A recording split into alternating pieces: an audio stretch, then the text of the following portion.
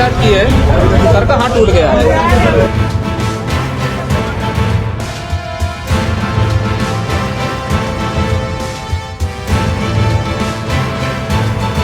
इस देश में ऐसा पहली बार नहीं हुआ है, लेकिन 31 जुलाई 2025 को दिल्ली की सड़कों पर जो तस्वीरें दिखाई पड़ी उसने देश की आत्मा को झंझोर कर रख दिया, क्योंकि वो शिक्षक जो लाखों बच्चों को अंधेरे से निकालकर सफलता की रोशनी तक पहुंचाते हैं, वो टीचर्स अपनी मेहनत से स्टूडेंट को सक्सेस की सीढ़ियों तक ले जाते हैं। वो टीचर जिसे अपना कल्चर में अपने माँ बाप से भी बड़ा दर्जा हासिल है, आज वही टीचर अपनी ही सरकार से अपने स्टूडेंट्स की हक के लिए पुलिस की लाठियां एक अपराधी की तरह खा रहे हैं। मैं उस टीचर की बात कर रही हूं जो शायद से आज मौजूदा हर एक नेताओं से ज्यादा ईमानदार है हमारे समाज के लिए। आज वो अपने बच्चों के हक की लड़ाई के लिए सड़कों पर उतरे तो बदले में उन्हें सरकार की तरफ से लाठियां मिली, हिरासत मिली है और पुलिस की बदजुबानी सुनने को मिली है।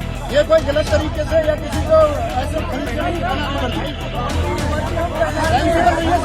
बातचीत करने टाइम आप बोल क्या रहे हैं उस बात को थोड़ा। देश के दूसरे शहरों से भी कई टीचर्स अपने स्टूडेंट्स की दिक्कत को सुलझाने के लिए दिल्ली आए हैं और शांति से प्रोटेस्ट भी कर रहे हैं। उन्हीं में से कुछ फेमस चेहरे भी, जैसे हमारी नीतू मैम, संजीव सर, अभिनय शर्मा सर। लेकिन उनकी जो तस्वीरें आई वो बेहद परेशान करने वाली हैं। परेशान इसलिए क्योंकि गुरु अपने छात्रों के हक की बात करने आए थे, जो बात सरकार को खुद चलकर टीचर से करनी थी, स्टूडेंट से करनी थी। लेकिन चंदा दंदा पर टिकी सरकार को क्या समझ कि देश बनाने के लिए टीचर से बड़ा किसी की भागीदारी नहीं हो सकती। मतलब शिक्षक के साथ ये व्यवहार हो रहा है, मुझे समझ में नहीं आ रहा है कि हम जा कहाँ रहे हैं और चाह क्या रहे हैं। नीतू मैम को पकड़ लिया है, अपना सर पता नहीं कहाँ है। वहीं दूसरी ओर एक टीचर का टूटा हुआ हाथ दिखाई पड़ा और तब लगा कि ये उस व्यक्ति की चोट नहीं है।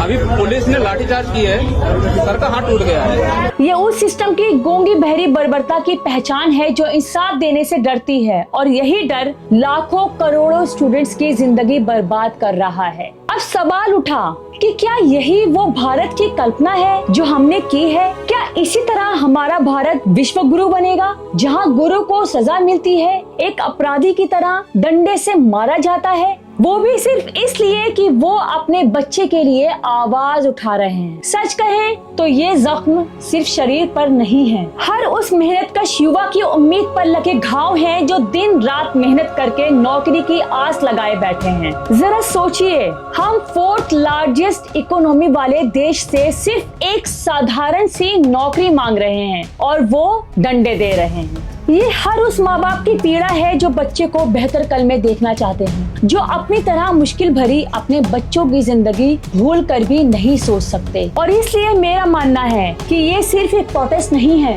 बल्कि उस सिस्टम के खिलाफ एक चीख है जो ट्रांसपेरेंसी का दावा तो करती है लेकिन सवालों से भागती है। जब टीचर्स एंड स्टूडेंट्स दोनों सड़कों पर हों और उनके हिस्से में लाठी आए तो समझिए सवाल सिर्फ परीक्षा का नहीं रहता, फिर सवाल पूरे सिस्टम से उठता है।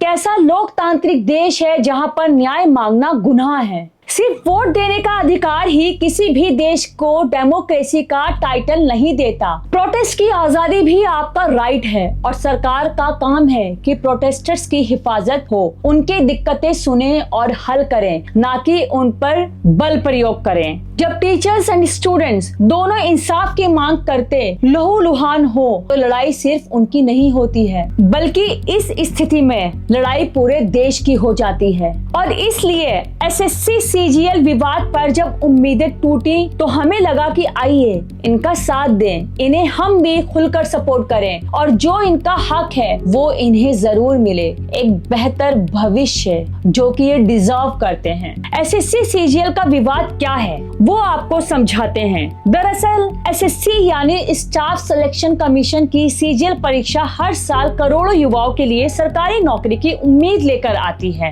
और करीब 3 करोड़ से भी ज्यादा स्टूडेंट्स इस परीक्षा में हिस्सा लेते हैं और अपने परिवार के बेहतर भविष्य की कल्पना के लिए दिन रात कड़ी मेहनत करते हैं। लेकिन हाल ही के कुछ वर्षों में ये परीक्षा नौकरियों का जरिया कम, विवादों का केंद्र ज्यादा बनी है और 204 के टायर 1 रिजल्ट ने इस पर शक की सुई और तेज कर दी। अचानक ऊंचा कट ऑफ और कुछ खास परीक्षा केंद्रों में लगातार चयन और रोल नंबर्स का पैटर्न साफ साफ इशारा कर रहा था कि कुछ तो गड़बड़ है। दया, कुछ तो गड़बड़ वाला सीन चल रहा है। स्टूडेंट्स ने सिंध धांधली माना और फिर आवाज उठाना शुरू कर दिया। 2025 में हालात और बिगड़े। एसएससी के सिलेक्शन पोस्ट फेज 13 परीक्षा के दौरान बार बार परीक्षा का रद्द होना, तकनीकी खामियां और कई एग्जाम सेंटर पर छात्रों के साथ बदसलूकी ने आंदोलन को भड़का दिया। हजारों स्टूडेंट्स और टीचर्स दिल्ली चलो आंदोलन के तहत दिल्ली के जंतर मंतर और कई और इलाकों में प्रदर्शन करने पहुंचे। ये लोग न्याय की मांग कर रहे थे, लेकिन इस न्याय की मांग के बीच में इन्हें लाठियां, गिरफ्तारी, बदसलूकी और इनके गुरुओं की पिटाई को देखना पड़ा।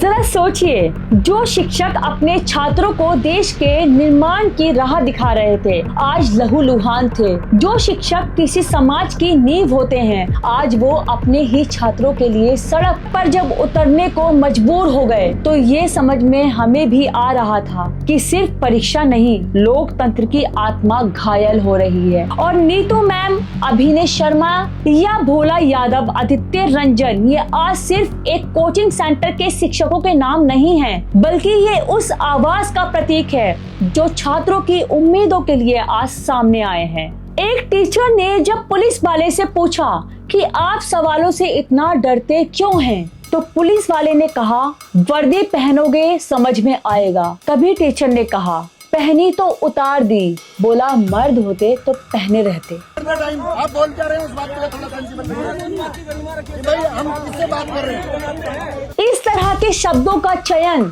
शिक्षक को लेकर मर्दानगी का जिक्र करना समझ नहीं आ रहा है कि किसे बचाया जा रहा है और किसे छिपाया जा रहा है, क्योंकि हक की बात करना कहां से गलत हो जाता है। वो पुलिस वाला भी जो नौकरी कर रहा है, उसे भी कभी किसी ने पढ़ाया होगा, और क्या बात रखने के लिए भी डंडा पड़ेगा। ये सब देखकर वो ब्रिटिश राज वाला भारतीय पुलिस की याद आ गई, जो गलत सरकार के लिए अपने ही फ्रीडम फाइटर्स पर गोलियां चलाते थे। वहीं शिक्षकों का ये आरोप है कि एसएससी ने जिस एडिक्विटी नामक कंपनी को परीक्षा आयोजन की जिम्मेदारी दी, वो पहले से ही तकनीकी खामियां और गड़बड़ियों के आरोप से घिरी है। फिर क्या मजबूरी है कि बार बार उसी कंपनी को जिम्मेदारी देना पड़ रहा है, या इसमें सरकार का कोई राज छिपा है?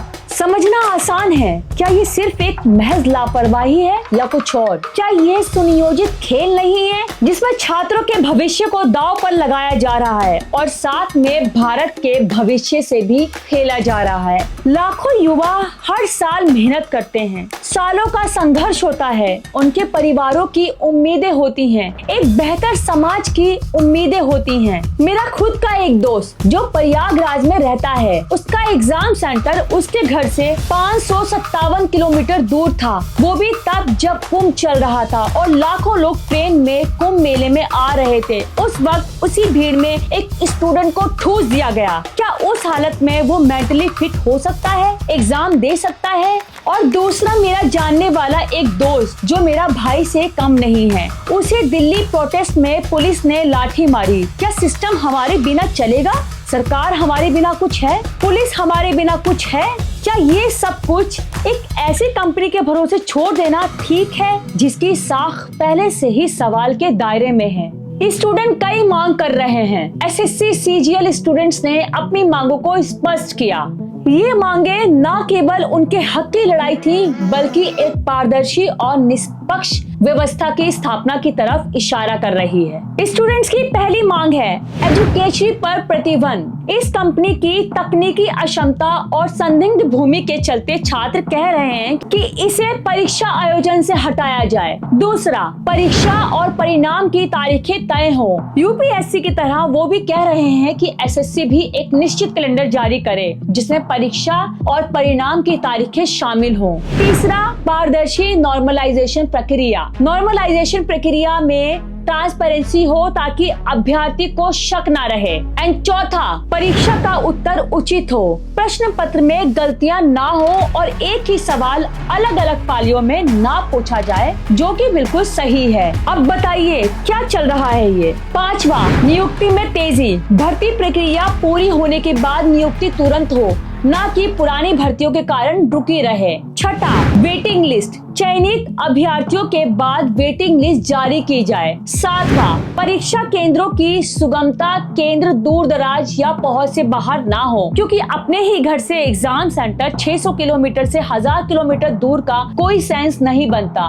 फोर्थ लार्जेस्ट इकोनॉमी का हवा जो सरकार हर रोज बनाती है, वो स्टूडेंट्स के सिटीज में ही एग्जाम सेंटर भी बना सकती है। ये 100 स्मार्ट सिटीज से ज्यादा आसान है। और आठवां, ट्रांसपोर्ट और बुनियादी सुविधाएं उपलब्ध हों। इसके अलावा प्रशिक्षित स्टाफ की मांग है।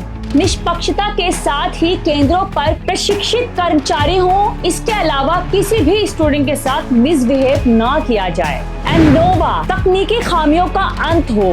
सर्वर स्लो, सिस्टम हैंग होने जैसी गहरी समस्याएं जो हैं वो खत्म कर दी जाएं। अब ये कोई असंभव मांगे नहीं है और ना ही कोई ऐसी नाजायज मांगे हैं। ये एक ऐसी व्यवस्था की मांग है जो निष्पक्ष, पारदर्शी और अभ्यर्थी के प्रति जवाबदेह हो। हर कुछ सवालों में जब एसएससी का नाम बार बार विवादों में आता है, धांधली के जरिए, पेपर लीक के जरिए अभ्यर्थियों का भरोसा टूटता है, तो फिर ये मांगे नाजायज नहीं लगती। 2017-1 में जब लाखों युवाओं ने पेपर लीक के खिलाफ सड़कों पर आवाज उठाई थी, तब कहा गया था कि सीबीआई जांच होगी, सुधार होंगे, लेकिन हुआ कुछ नहीं। सब कुछ नतीजे आपके सामने हैं। अगर देश पूछे कि क्यों नहीं हुआ, क्या आम जनता टेक्स्ट और वोट सिर्फ गोदी मीडिया पर फेक भाषण सुनने के लिए देता है? वहीं हर बार की तरह ना कोई जवाबदेही तय हुई, ना व्यवस्था बदली, और अब जब 2024 में फिर वही कहानी सामने आई तो छात्रों को झटका लगा और इसी वजह से ये छात्र जो हैं ये खुलकर निकलकर सामने आए। लाखों स्टूडेंट समझ ही नहीं पाए पिछली बार की चयन से चूक कैसे गए या किसी और की सेटिंग कैसे उनसे आगे निकल गई। बताइए क्या करना चाहती है ये सरकार? अब जाकर 2025 में हालात बेकाबू हो गया। स्टूडेंट का सब्र का बांध टूट गया। स्टूडेंट फिर परेशान हैं और इसी वजह से जब तकनीकी खराबियां नहीं कम हो रही, परीक्षा केंद्रों पर बद इंतजामिया नहीं रुक रही, छात्रों का भरोसा टूट रहा है, तब मोस्टली छात्र शिक्षकों के साथ सड़कों पर उतरे हैं। लेकिन यहाँ ये लाठीचार्ज एक समाज के तौर पर सवाल उठाता है। आज एसएससी का ये आंदोलन एक जन आंदोलन बन गया है। अब सबसे बड़ा सवाल उठ रहा है, क्या इसे सुना जाएगा, समझा जाएगा, या जो आज तस्वीर दिखाई गई वही रवैया आगे रहेगा? हालांकि ये पहला मौका नहीं है। बीते कुछ सालों में चाहे रेलवे रिफॉर्म की बात की जाए, शिक्षक भर्ती की बात की जाए, तमाम ऐसे संगठन जो अपनी मांगों को लेकर सड़कों पर उतरते हैं और जब भी उतरते हैं तो उनकी मांगों को ऐसा लगता है कि अनसुना कर दिया जाता है। लेकिन ऐसा आज के भारत में क्यों हो रहा है, ये भी हर भारतीय को सोचना चाहिए कि क्या ऐसी मांगे हमारे लिए गलत है या सरकार दे ही नहीं पा रही है, इसीलिए अपनी जिम्मेदारियों से भाग रही है। इस बार भी एसएससी अपनी खामियों को ठीक करने की बजाय ऐसा लग रहा है कि आंखें मूंद रहा है। क्या ये महज नाकामी है या जानबूझकर की जा रही लापरवाही ताकि भ्रष्ट तंत्र को पाल पोष कर जिंदा रखा जाए? स्टूडेंट्स अब सिर्फ परीक्षा नहीं, जवाबदेही की मांग कर रहे हैं। उनका साफ कहना है कि जब तक एसएससी के शीर्ष अधिकारियों का जवाबदेह नहीं ठहराया जाएगा और ऐसी कंपनियों से पल्ला नहीं छुड़ाया जाएगा जिनकी साख संदिग्ध है, तब तक ये सिलसिला चलता रहेगा। ये आंदोलन अब सिर्फ रिजल्ट का विरोध नहीं है, बल्कि सिस्टम में छुपी उस चुप्पी और चालाकी का पर्दाफाश है जो हर कुछ सालों में लाखों सपनों को कुचलती है और आज इसलिए social media students and teachers के लिए हथियार बना है। तमाम स्टूडेंट्स अलग अलग हैशटैग के जरिए लाखों ट्वीट कर रहे हैं, एक्सपर्ट्स टॉप ट्रेंड कर रहे हैं, अभ्यर्थी अपनी अपनी कहानियों को शेयर कर रहे हैं। कि कैसे उन्होंने सालों मेहनत की और कैसे आर्थिक तंगी में परीक्षा दी,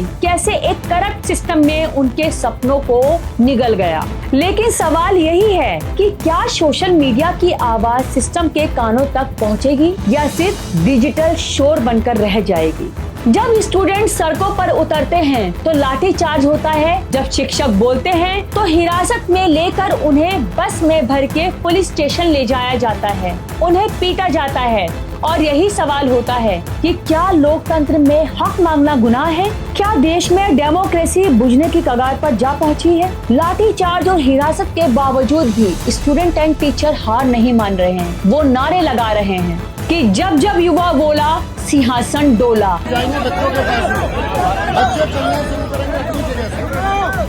इस पूरे देश से बच्चा चलेगा और इस देश से बच्चा जब चलेगा तो वो रुकेगा नहीं। ये नारा उनकी हिम्मत को दर्शाता है। वो जानते हैं कि लड़ाई सिर्फ उनकी नहीं बल्कि करोड़ों युवाओं की है जो सरकारी नौकरियों के सपने देख रहे हैं।